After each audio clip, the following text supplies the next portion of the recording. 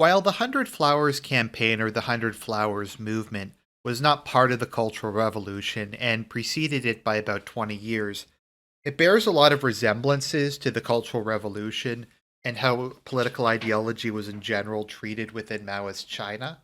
More important than that, though, it bears a lot of similarities to things we're seeing today. And this series is about the Cultural Revolution then and now. So we can see this as kind of a prologue to the rest of the series. The context of this is important. The Hundred Flowers movement started in 1956, and you have to understand it comes in the aftermath of the death of Stalin in 1953 and the fall of Beria from power. So the two, I guess you could say, most powerful hardliners within the Soviet Union had died, and under Khrushchev and Malenkov, they had opened it up just a little bit. It wasn't quite as bad as things had been. A lot of the mass executions had stopped, and the things like execution quotas and things like that had either stopped or dramatically been let up. And there was kind of this pressure coming from the leader of global Marxism that maybe Mao should loosen up a little bit. There was also a lot of people who felt that Mao had betrayed the revolution with how totalitarian the government had become, especially from the intelligentsia. Mao being Mao, though, saw a opportunity here, an opportunity to do one thing but mean another.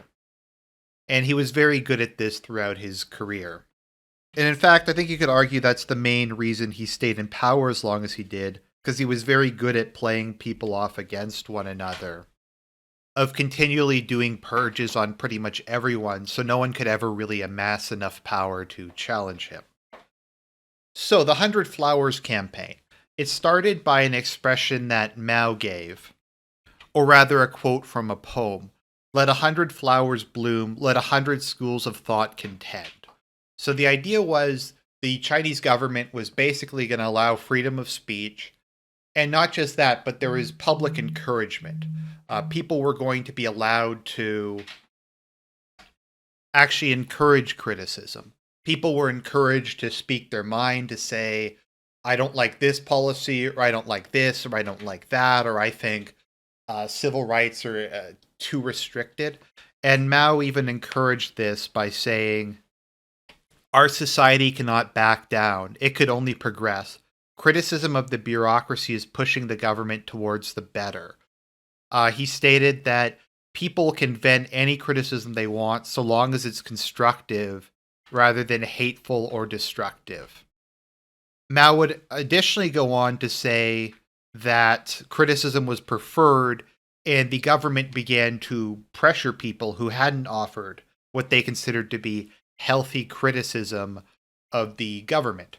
So what happened during this period is people, because they're naive, believed Mao. They're like, well, I guess Mao's turned the corner. We're going to have a return to traditional Chinese ideas of freedom. Within Chinese context, you had a lot of debate between Taoism, Buddhism, and Confucianism over what virtue is, what the best form of government is, all that kind of stuff. And it looked like it was kind of a return to the status quo. And Mao even made allusions to the Warring States era, where there was a lot of different philosophical schools of thought that emerged. Now, this being Maoist China, which was basically hell on earth, immediately a lot of people started speaking out against the government, against corruption, against the way that the elites lived while the average person starved, about the monopolization of power. People even began to protest the political dominance of the Communist Party. Like the political dominance was questioned in that they said, why can't we have different communist parties? Why can't we have multiple candidate elections? We want more democracy. We want more freedom. We want improvements to living conditions. So there's a couple different theories as to what the Hundred Flowers movement was and what ultimately happened with it. The first one, which I subscribe to, is that this whole thing was a trap, and Mao wanted to see how much discontent there was with his rule, and more importantly, to identify the various people who were thinking about opposing him. That is, people who had views different than his, people who had grievances with the Communist Party. And the goal of this was, and maybe just pause a second and relate this back to the present. So something you'll get a lot at the present is you'll have liberals and people who run companies and stuff say, we need to have a talk. We need to have a sincere and open talk about white privilege, about race. It's going to be non-judgmental. You can say anything you want. No one will judge you. Just come to the meetings and have a discussion with us. And you hear this a lot. We need to have a discussion about race. We need to have a discussion about this, about that. And it's all like, it's all nonsense because they don't want to have a discussion. What it is like what the 100 Flowers campaign was, where they're giving this pretense that there's going to be freedom of speech and open debate. But the goal is you're going to expose the people who disagree with you and are ideological opponents so you can purge them later. And that's the one view of the the 100 Flowers campaign, which I tend to go with, was it was to identify all the critics and all the people who harbored doubts about Mao's regime and its methods. And that's very similar, like I said, to a lot of things that are happening today. And another thing almost to kind of keep in mind is a lot of the people who have been purged during our Cultural Revolution are leftists. They're people who are liberals, who hold most of the same ideas. They're just insufficiently radical. So like a lot of people you'll see who will do pandering on Twitter will get purged because they'll say like, we need equality, we need affirmative action, but we shouldn't kill white people. Or something like that. Or I'm for reparations, but I don't like limited reparations. And that's a way of kind of identifying the people who are on their side but aren't radical enough. And it's a way of kind of conducting purges, not just of your opposition, but of the moderates within your own ranks. Now, the other alternative is that this was at least somewhat genuine, and Mao didn't expect that much criticism to emerge. Maybe just a couple major people, and they could just purge them without a widespread purge. Maybe there would just be a couple complaints about some policies. They might even be able to make some irrelevant changes to make it look like they were doing something. That sort of thing. And what wound up happening was, given just the immense amount of criticism and anger that came out, they just said, oh crap, we went too far. We just have to pull this all back in, and we have to deal with all of this. The other thing to keep in mind is over the course of the 100 Flowers campaign, Khrushchev made his secret speech where he denounced Stalin, how totalitarian he was, how brutal he was, the cult of personality.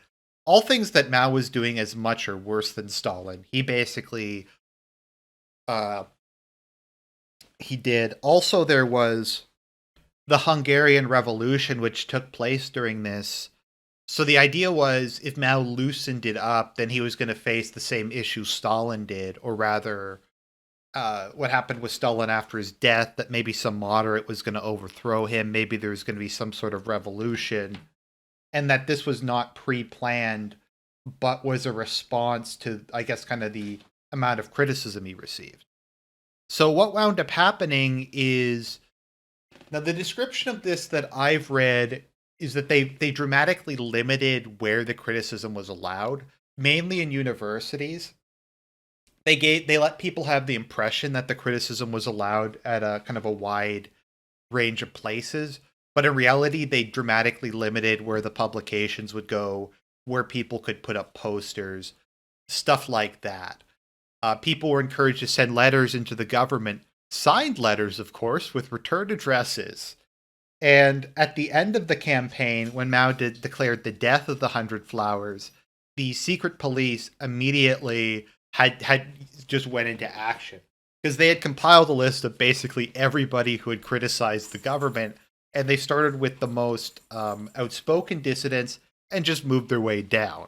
Executing them, denouncing them, sending them for re-education, sending them out into the countryside to do hard labor and die.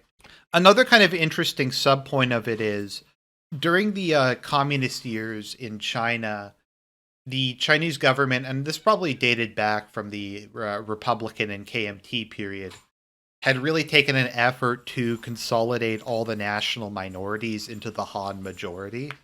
Basically, just to take, and you also saw this during the Qing Empire, where you had like there's a lot of different Qing Han ethnic groups or cultural groups, and under kind of the modern China, they just tried to merge them all together and to kind of create this giant Han mass as just an easier way to rule the country.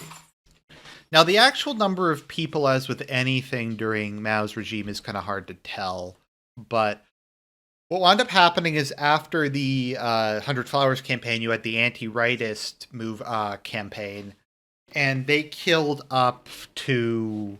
I mean, it says the source I have says victims, so I don't know if that means people they killed. I'm going to assume that includes people they killed, people who they tortured, people who they sent to do hard labor. But it ranges anywhere from 500,000 to 2 million, or perhaps even higher. And most of this was targeted at. Interestingly, during this, Deng Xiaoping was one of the most enthusiastic purgers of dissidents during the anti-rightist campaign. However, when he came to power, whatever of these intellectuals or party leaders or whoever were still alive, he rehabilitated a lot of them because they were politically useful to him. Because they could help him run the country and they could kind of take up their old positions in the administration. That's the thing to keep in mind about Deng is he wasn't, as far as I can tell, he wasn't like a particularly. I don't think he did what he did out of really morality necessarily, or any kind of, I don't know, moral rectitude. He was just very pragmatic, and he kind of, I think, realized that if the Communist Party was going to maintain power post-Cultural Revolution, they were going to have to cave on a lot of issues, such as reviving Chinese culture, trying to improve the average peasant's workload, that sort of thing. And they kind of rebuilt the social contract. And to kind of the idea today in China is the Chinese people will not contest the Communist Party's sole monopoly on power, provided they keep building up basically so long as they keep making China economy strong. So the 100 Flowers campaign, we see this also a lot on social media where they'll lessen up on censorship for a while. They'll go through like a series of purges and then they'll say, okay, well, maybe we're just going to limit it. Or they'll maybe make a couple gestures where someone prominent gets banned and then they'll let them come back to try to lure people into a false sense of security before beginning another round of purges. As you notice, there's often significant lulls in between high-profile people, then they'll kind of let up, and then they'll go through high-profile people again and let up again. And I think that maybe gives a bit of context, because the Cultural Revolution would happen 20 years earlier. But this is just kind of try to establish a pattern of behavior as to the lengths Mao would go to suppress all thought that he felt contradicted his own. So I hope you enjoyed the video. God bless, and I'll talk to you everybody soon.